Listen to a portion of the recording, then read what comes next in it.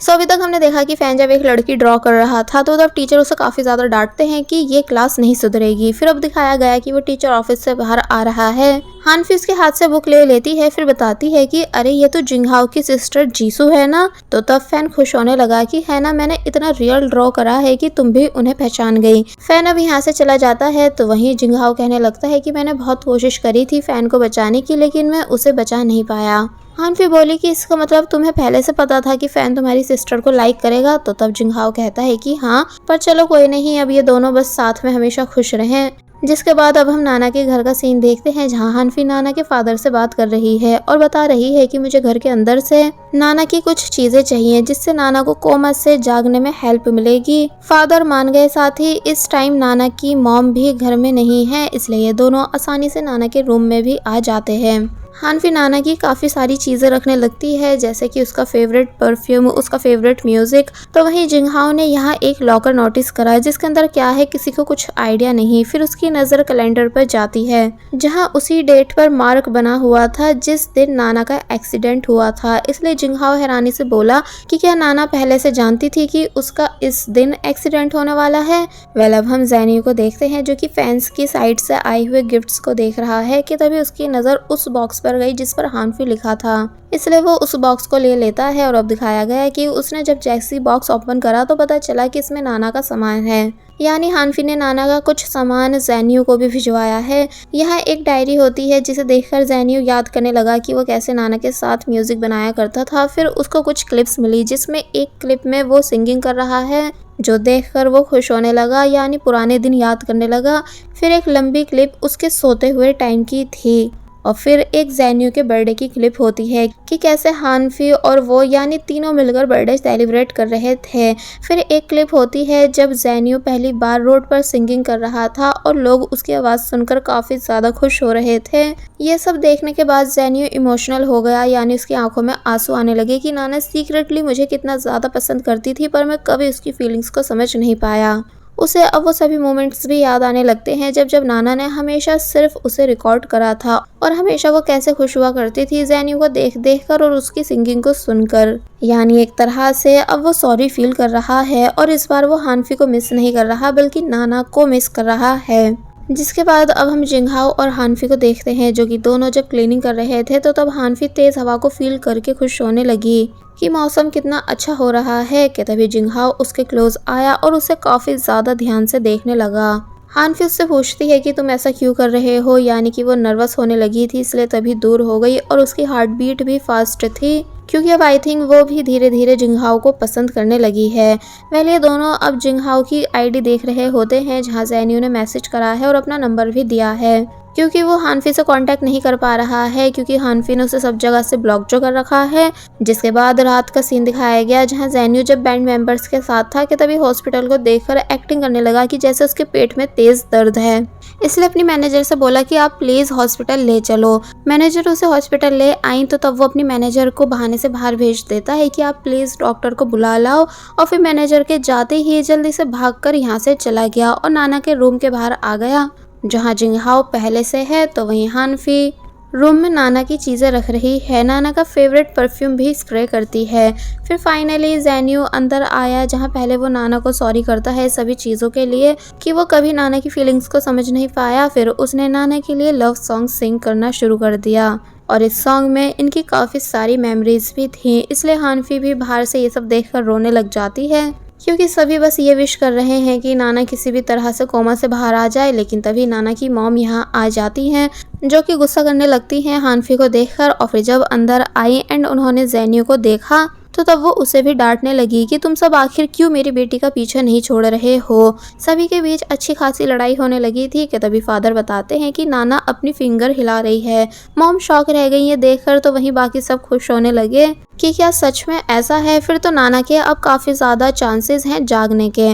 मतलब एक तरह से जिंगहाओ, हानफी और ज़ैनियो का प्लान काम कर गया। इसलिए जब जिंगहाओ और हानफी दोनों साथ में जा रहे थे कि तभी मैनेजर इन दोनों को देख लेती है और सब समझ गई कि ज़ैनियो यहाँ प्लानिंग से आया था। तो वहीं जब ज़ैनियो जा रहा था कि तभी कोई रिपोर्टर उसकी छुपके से फ़ोटो क्लिक कर लेता है।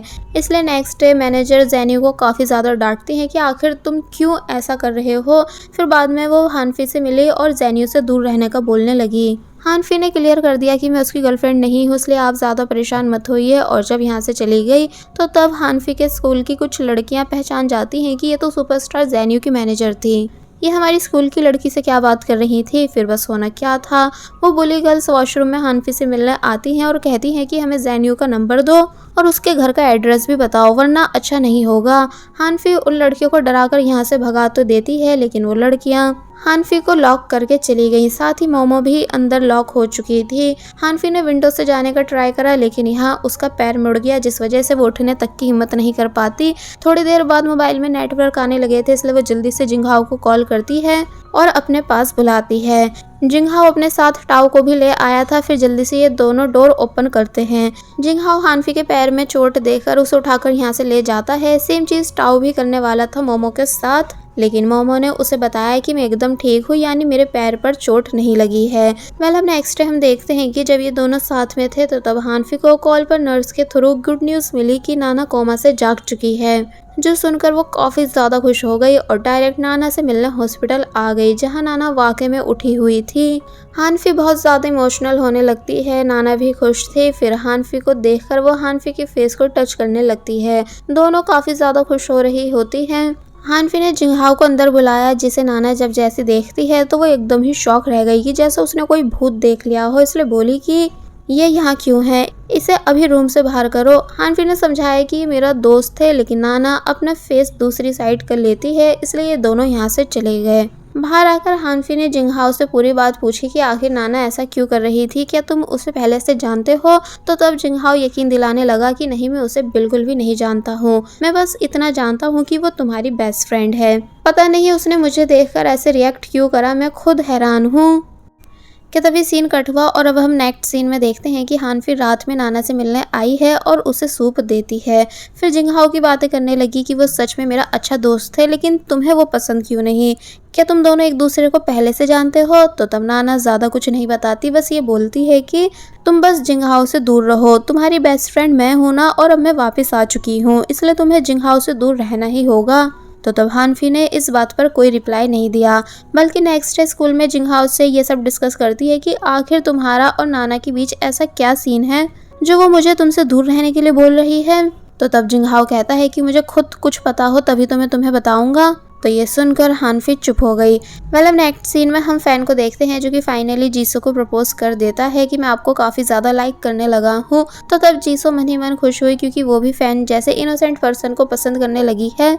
लेकिन बोली कि मैं ये गिफ्ट एक्सेप्ट नहीं कर सकती, क्योंकि ये तुम्हारे डैड के पैसों से बाय हुआ है। अगर तुम मुझे खुद से पैसे कमाकर अपने पैसों से गिफ्ट लाकर दोगे तो तब मैं तुम्हारे गिफ्ट को एक्सेप्ट कर लूंगी। फैन काफ़ी ज़्यादा खुश होने लगा, क्योंकि एक तरह से जीसू ने उसे हाँ कह दी है। इसलिए कहता है कि मैं बहुत जल्द आपको खुद के पैसों से गिफ्ट बाय करके दूंगा। सीन कट होता है और अब हम ज़ेन्यू को देखते हैं, जो कि नाना से मिलने आया है। नाना काफ़ी ज़्यादा खुश हो रही थी ज़ेन्यू को देखकर, साथ ही हानफी भी इनके साथ होती है और अब तीनों के बीच सब कुछ ठीक हो चुका है। नेक्स्ट सीन में हमें जिंगहाओ को नाना के घर में दिखाया जाता है, जहां वो छुपकर किसी तरह से आ चुका है और लॉकर चेक कर रहा है। जहां पहले उसने नाना की बर्थडे डेट डाली, फिर हाना की, लेकिन लॉकर अभी भी खुल नहीं रहा था। इसलिए लास्ट में वो जैसी वो डेट डालता है जब नाना का एक्सीडेंट हुआ था, तो तब फाइनली लॉकर ओपन हो गया, जिसके अंदर जिंगहाओ को एक तो अपना आई कार्ड मिलता है, दूसरी चीज़ ये मिलती है कि यहाँ एक एल्बम है जो कि फ्यूचर की है, मतलब इस टाइम की नहीं है, जिसमें जिंगहाओ इस टाइम है। इसलिए समझ जाता है कि इसका मतलब नाना भी टाइम ट्रेवल करके यहाँ आ चुकी है। और जैसे मैं अपने साथ फ्यूचर से हानफी की डायरी ले आया था, सेम वैसे ही नाना अपने साथ इस एल्बम को लाई होगी। फिर बस होना क्या था, वो ये सब चीज़ें लेकर नाना से मिलने आया और बताता है कि मैं जान चुका हूँ कि तुम भी मेरी तरह फ्यूचर से आई हो।